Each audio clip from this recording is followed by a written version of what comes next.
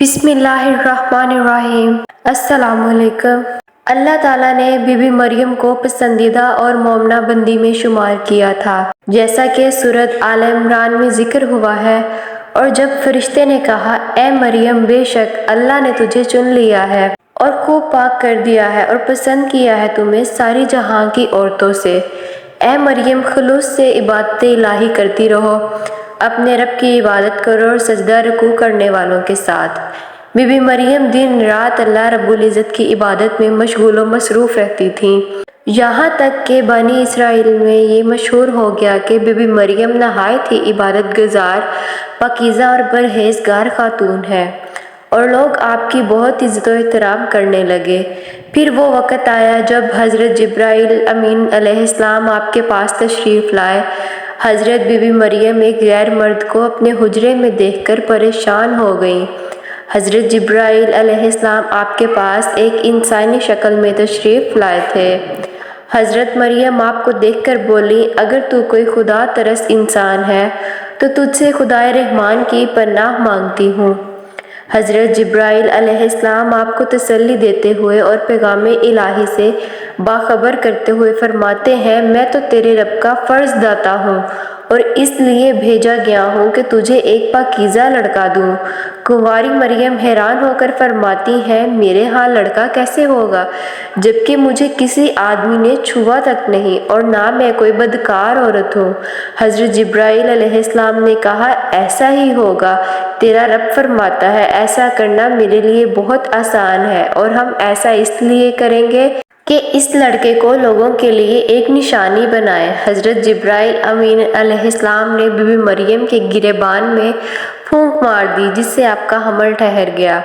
جب حضرت مریم حاملہ ہوئی تو یہ خبر بنی اسرائیل میں عام ہو گئی۔ اس پر بہت سے لوگوں نے حضرت زکریا علیہ السلام کے گھر آنا جانا بند کر دیا اور آپ پر الزام و بہتان لگانے لگے۔ حضرت مریم بیت المقدس سے نکل گئیں اور دور ایک مقام پر جا کر ٹھہر گئیں۔ آپ اس مقام پر تنہا رہ رہی تھیں کہ ایک دن آپ کو درد زن شروع ہو گیا۔ آپ نے ایک درخت کا سہارا لیا اور تنے کو پکڑ کر نیچے بیٹھ گئیں۔ آپ جس درخت کے پاس بیٹھی تھیں وہ ایک خشک درخت تھا۔ جب آپ اس درخت کو ہلاتیں تو معجزے سے وہ درخت سرسبز ہو کر پھل دینے لگتا۔ آپ درد سے بے چین تھیں، بدنامی اور رسوائی کا خیال تھا۔ آخر کار گھبرا کر کہنے لگیں کہ کاش میں پہلے مر گئی ہوتی۔ اس مشکل وقت میں اللہ نے آپ کے پیروں کے نیچے زمین میں آپ کے لیے ایک چشمہ جاری کر دیا۔ ندا آئی کہ پانی پیو اور کھجور کھاؤ تاکہ جسم کو طاقت پہنچے، پھر اپنی اولاد کو دیکھ کر آنکھوں کو ٹھنڈک پہنچاؤ۔ اسی حالات میں حضرت عیسیٰ علیہ السلام کی پیدائش ہو گئی۔ آپ اپنے بیٹے کو لے کر قوم کے پاس آئیں۔ قوم کے لوگ آپ کی گود میں بچہ دیکھ کر غضبناک ہو گئے اور الزام لگانا شروع کر دیا۔ ہر طرف سے لوگ طعنہ دے رہے تھے، حالات زر تنگ ہو گئے۔ تب حضرت مریم علیہ السلام نے بچے کی طرف اشارہ کرتے ہوئے کہا، اس بچے سے بات کر لو، تمہیں تمہارے سارے سوالات کے جواب مل جائیں گے۔ سرکش لوگوں نے کہا، بھلا یہ دودھ پیتا بچہ ہمارے سوالوں کا جواب کیسے دے گا؟ اچانک حضرت عیسیٰ علیہ السلام نے بولنا شروع کر دیا۔ بچے نے کہا، بے شک میں اللہ کا بندہ ہوں، مجھے اس نے کتاب دی ہے اور مجھے نبی بنایا ہے اور مجھے بابرکت بنایا ہے جہاں کہیں بھی ہوں، اور مجھے نماز اور زکوٰۃ کی وصیت کی ہے جب تک میں زندہ ہوں اور اپنی ماں کے ساتھ نیکی کرنے والا ہوں۔ مجھے سرکش بدبخت نہیں بنایا، اور مجھ پر سلام ہے جس دن میں دنیا میں پیدا ہوا اور جس دن مروں گا اور جس دن زندہ کر کے اٹھایا جاؤں گا۔ اس کے بعد حضرت مریم علیہ السلام حضرت عیسیٰ علیہ السلام کو لے کر مصر چلی گئیں۔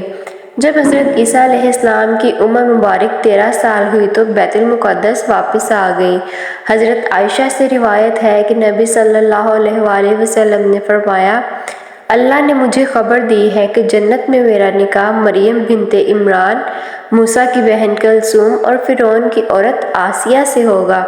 اسلام کے علاوہ کیتھولک اور آرتھوڈاکس اور عیسائی بھی حضرت مریم علیہ السلام کو نہایت ہی احترام کی نگاہ سے دیکھتے ہیں، اور آپ وہ واحد خاتون ہیں جن کا نام قرآن مجید میں درج ہے۔ اور بائبل کے پرانے عہد ناموں میں بھی موجود ہے۔ امید کرتی ہوں آپ کو میری یہ ویڈیو اچھی لگی ہوگی۔ ویڈیو اچھی لگی تو اس کو لائک کریں اور چینل کو سبسکرائب کر لیں تاکہ ایسی اچھی اسلامی معلومات آپ تک پہنچتی رہے۔ اللہ رب العزت آپ کو اور میرا حامی و ناصر دعاؤں میں یاد رکھے۔ اللہ حافظ۔